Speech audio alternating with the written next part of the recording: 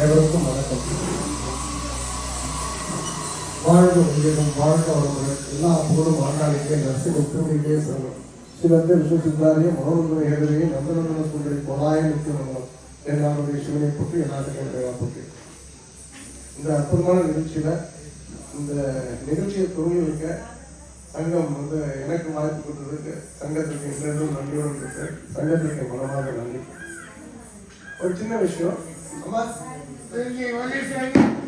கொஞ்சம் உட்காருங்க. இப்போ நான் சின்ன விஷயம் கேட்கணும். தமிழ் எல்லாருக்கும் தெரியும் இல்லையா? இப்போ எனக்கும் அம்மா இருக்காங்க, எனக்கும் மனைவி இருக்காங்க, எனக்கும் பொண்ணு இருக்காங்க, கல்யாண வயசு பொண்ணு இருக்காங்க. இப்போ நீங்கள் ஒரு ப்ளவுஸ் போடுறீங்க இல்லையா? இது ஒரு எவ்வளோ தையல் கூலி? 200 ரூபாய்.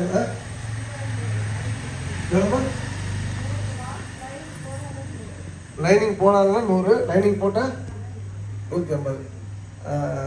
எதுக்காக போடுறாங்க நம்ம பெண்கள்? இப்போ நீங்களாச்சு அம்மாவாச்சு நம்மளுடைய மானத்தை மறக்க உடலை மறக்கன்னு போடுறோம்.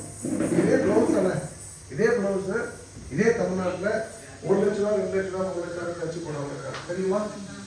ஒரு ப்ளவுஸோட விலை ஒரே ஒரு நாள் கல்யாணத்துக்கு போடுறதுக்கு ப்ளவுஸோட விலை 1 லட்சமும் போடுறாங்க, 2 லட்சமும் போடுறாங்க, 5 லட்சம். இங்கே நீங்கள் ஹைதராபாத் போறீங்க, மிகப்பெரிய கோடீஸ்வரர் அவங்க வீட்டு கல்யாணத்துக்கு ஹைதராபாத் போறீங்க. ஹைதராபாத் போய் தைக்கிறதுக்கு ஒரு பெரிய டெய்லர் இருக்காங்க. அங்கே போனீங்கன்னா 50 லட்சம் 1 கோடிலாம் வந்து இதே துணி இதே ஜாக்கெட் ப்ளவுஸுக்கு கொஞ்சம் டிஃப்ரெண்ட்டான ஸ்டிச்சிங் செய்யுது. இப்போ பாயிண்ட் என்னன்னா, இதுதான் வந்து டெய்லரிங் அப்படின்னு சொல்லி ஜஸ்ட் கலந்து போயிடாதீங்க. இதுக்கு பின்னாடி பெரிய பலன் இருக்குது. அது வந்து இப்போ நான் சொல்றது வந்து இந்த டெய்லரிங் வந்து ஆரம்பக்கட்ட விஷயமா இருக்கும். 2வது விஷயம் எம்ப்ராய்டரி, இந்த ஆரி ஒர்க்குன்னு சொல்லுவாங்க பார்த்தீங்களா, அது நீங்கள் கற்றுக்கணும். இன்னைக்கு வந்து ஆரி ஒர்க்கு தெரிஞ்சவங்கன்னா நீங்கள் தமிழ்நாட்டில் வேலை பார்க்குறாங்க இல்லையா? எந்த ஊரை சேர்ந்தவங்க தெரியுமா? எல்லாம் உத்தரப்பிரதேசம், வெஸ்ட் பெங்கால், மேற்கு வங்காளத்தில் வந்து இஸ்லாமியர்கள் வந்து அது வளர்த்துக்காக நான் சொல்லலை. அவங்க வந்து ஒரு நாளைக்கு 2000 ரூபாய் 3000 ரூபாய் ஒரு நாளைக்கு சம்பாதிக்கிறாங்க. ஒரு இன்ஜினியர் பிஇ படித்தவங்க எம்இ படித்தவங்க கூட வந்து அவங்க சம்பாதிக்கல நம்ம ஊரில். ஆனால் வெறுமனே எம்ப்ராய்டரி போடுற ஒர்க்கர்ஸ் வந்து ஒரு மாதத்துக்கு 1 லட்ச ரூபாய் 1 லட்ச ரூபாய் ஆவரேஜாக சம்பாதிக்கிறாங்க.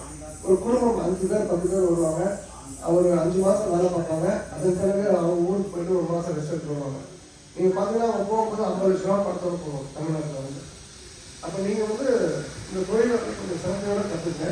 நம்ம ரெண்டு கற்றுக்கிறதுக்கு அப்புறம் உங்களுக்கு பணம் இருக்கும்போது மறுபடியும் கிவிங் பேக் டு சொசைட்டி. நீங்கள் திரும்பவும் நம்முடைய சமுதாயத்துக்கு செலவு பண்ண முடியும். இப்போ போயிட்டு நீங்கள் ஒரு விஷயம் செலவு பண்ணணும்னா முடியாது. நமக்கு ஒரு 10 செலவு இருக்கும், 10 டொமஸ்டிக் இஷ்யூஸ் இருக்கும். அதுலேயே வந்து 100 பேருக்கு சாப்பாடு பண்ண முடியாது. நம்ம சம்பாதிச்சோம், நம்ம கையில் பணம் இருக்குன்னா அது பண்ண முடியும். நம்மகிட்ட இப்போ என்ன ப்ராப்ளம், நம்மகிட்ட வந்து நம்ம சொசைட்டியில் எல்லாருமே இன்னொன்று ஒரு உணர்வோடு இருக்காங்க. ஆனால் எல்லாத்தையும் பணம் இல்லை. ஸோ பணம் வேணும் அப்படின்னு சொன்னால் இந்த தொழிலை கொஞ்சம் இலக்கையோட வந்து கற்றுக்கிறது ரொம்ப முக்கியம். 2வது என் சார்பில் நான் என்ன சொல்கிறாங்க, அது போல் நீங்கள் தொழிலை வந்து அடுத்த கட்டம் இது கொண்டு போகணும்.